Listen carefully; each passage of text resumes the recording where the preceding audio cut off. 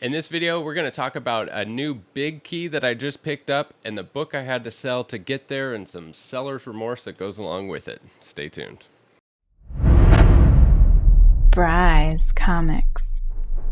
Thank you so much for clicking on today's video. If you're new here, I want to encourage you to subscribe to the channel. And as always, liking and commenting on this video is a great way to help support the channel, and I truly appreciate all of it. So today, we're talking about this recent pickup of mine of a big key and discussing things that go along with selling stuff out of your collection to pick up other things to add to your collection and everything that goes along with that. So without further ado, here is my most recent pickup.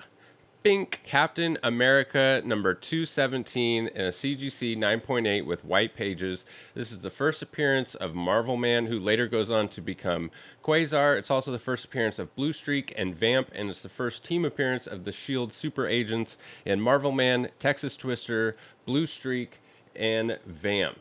This book also has a really nice wrap. It's not a perfect wrap, but it is really nice. You can still see a little bit of white along the spine there. And for those of you that aren't familiar, a miswrap is a binding defect where the cover wraps around to the other side beyond the normal spine line. So part of the front cover could show on the back cover and vice versa. It is different than a miscut. A miscut is when the pages or the cover are cut in a way so that it is not perfectly square, and it makes the book look kind of off kilter or at an angle. So both can be really annoying, and I haven't met a collector yet who isn't bothered by miscuts or miswraps. But it's important to note that they are allowable to a certain degree in a CGC 9.8. Check out this example of a 9.8 with a miswrap. I would say this is probably about the max miswrap allowed in a 9.8 because it looks like it's at least 1/8 of an inch. And you have to keep in mind that maybe this book is otherwise perfect. Maybe there's no bindery tears, etc. But 1/16 of an inch is definitely allowed in a CGC 9.8, and it's usually never more than 1/8 of an inch allowed in a CGC 9.8. So not all 9.8s are created equal, and when you're going to buy a big key, you definitely want to consider if one 9.8 presents better than another, because it can affect the value. It's not as much of an issue with modern books as it is to Copper Age and prior. This particular copy has a really nice wrap, not miscut at all. It's a perfect cut, which is really noticeable in this era of comics because of that Marvel Comics trade dress up at the top. And that's really important to me with this era is when that line is really at an angle, man, it just really bothers me. I mean, I've passed on some really high grade 9.6s, 9.8s because the miscut was just so noticeable. So a little bit more about the book. The Marvel Man introduced in this book here was created by S.H.I.E.L.D. and was fashioned after the 1950s version of Marvel Boy. And he doesn't stay Marvel Man long, and he quickly becomes Quasar in Incredible Hulk 234. And so I was trying to decide which key I wanted to get for Quasar because I wanted a Quasar key and was considering Incredible Hulk 234, but in that issue, it is literally just one panel where Marvel Man says, "Call me Quasar," and that's it for the significance of that book. So I decided that Captain America 217 was much more significant of a book, and we'll see in the long run which book the market prefers for Quasar Key, but it's definitely been Cap 217 up until this point has been the more expensive and more rare book. And so the reason I think that this book is undervalued is because Cap 217 only has 33 copies graded at CGC 9.8.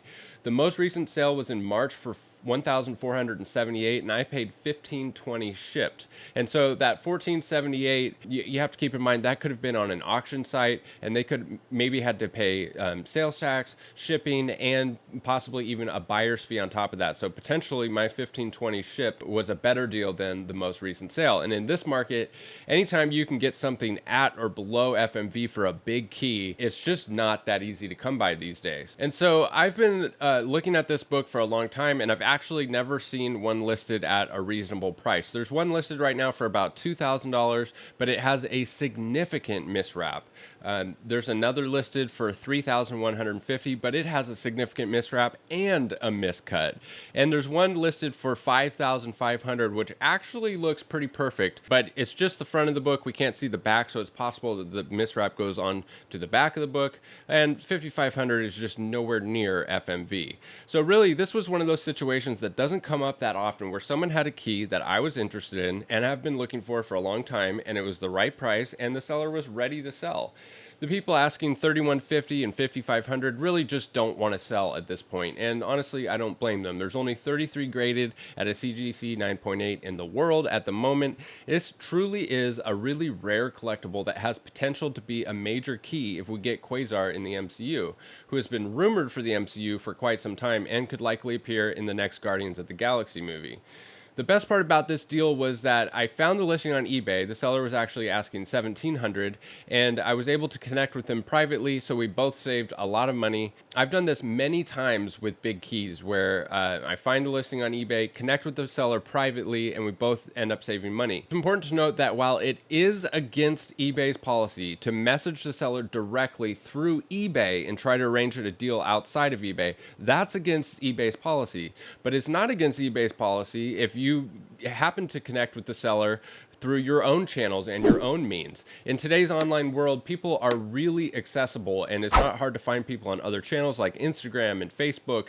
And so as long as you do your due diligence, it can be a safe way to buy a book, and you can do it where it's not in violation of eBay's policy. And by due diligence, I mean get references from the individual, use PayPal goods and services, and shipping with tracking and insurance. So now for the book that I sold to get this. So with my personal collection, I like to move older keys or books that I'm just not that crazy about anymore in order to fund the new purchases. I don't really like to have a whole lot of new money going into my PC. It's just flipping and moving stuff already in my PC, with some exceptions. And there is a whole section of my PC which is books that I never had any intention of owning forever. They were just good investments at the time that I would eventually move to flip to buy what I do love. And this is an interesting point too.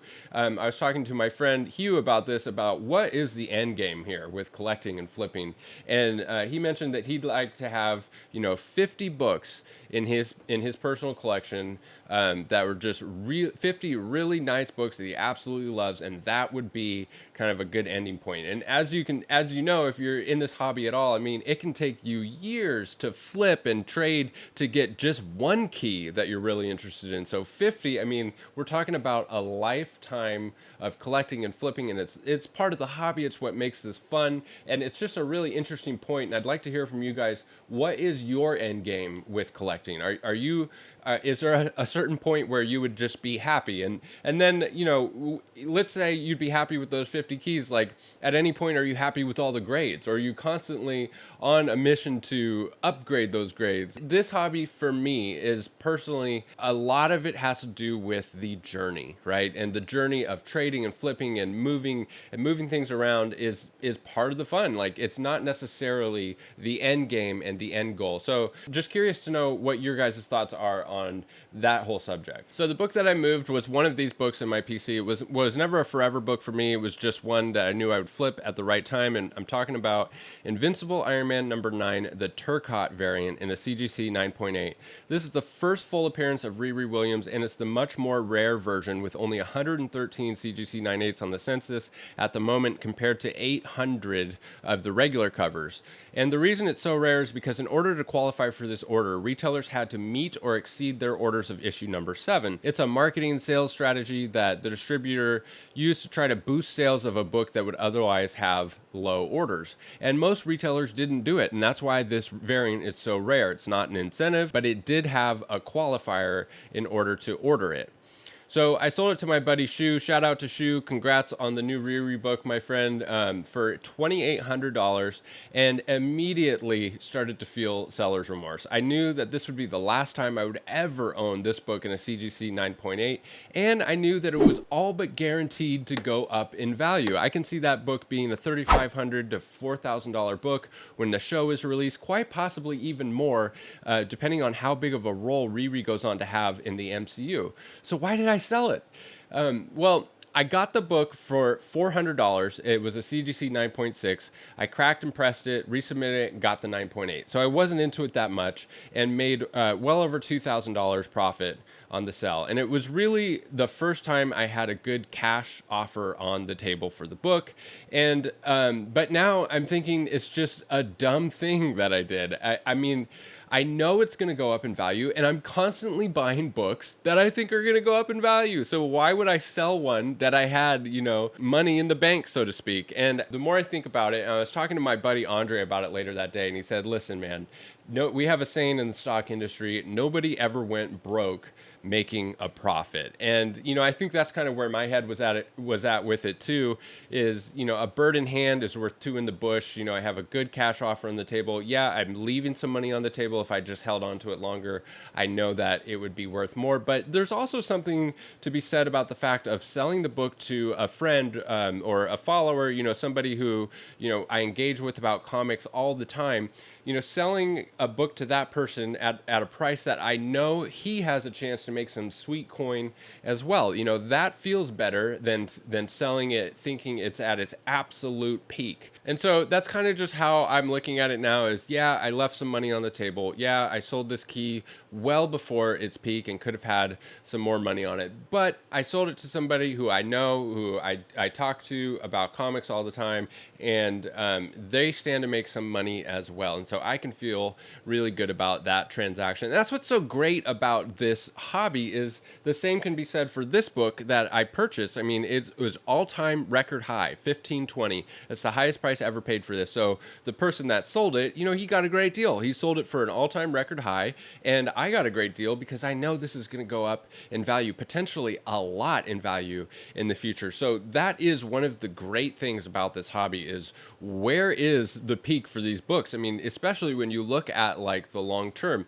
That Invincible Iron Man, I mean, think about it 20 years from now. What if Riri has a long tenure in the Marvel Cinematic Universe? What if she has a huge future and becomes like a staple character in the MCU? I mean, that book could be nowhere near its peak. And so when Shu goes to sell it and when he makes a sweet profit, that person can stand to make a sweet profit. So it's just one of the things that I love the most about this hobby is like it's never the end for a book, right? It's never like one and done for a book that can retcon it, that character can come back. So you never really have to feel like you caught a brick, really, because you don't know what the future is going to do. You don't know what the future for that character is. It could come back around. I mean, we see it all the time. We see characters that are retconned from 20 or 30 years ago, a book that has been cold and dead for 20 years, sitting in a back bin, come back and be hot. I mean, that happens like almost on a weekly basis. So you can never really say that you caught a brick. I mean, it's just like, I guess there are some situations where you did, and maybe you caught a brick in that moment. Maybe it was a bad price in that moment, but that's the thing about this hobby is that could be a great price next year. So it's just an exciting hobby. I love this hobby. And I'm curious to know in the comments, what are your guys' thoughts about selling keys and timing it, and if you're selling it too soon and leaving profit on the table, all of the things that go along with moving a big key. Curious to see what you guys think. Thank you so much for tuning into this video, and we'll catch you in the next one. Bye. Bry's Comics.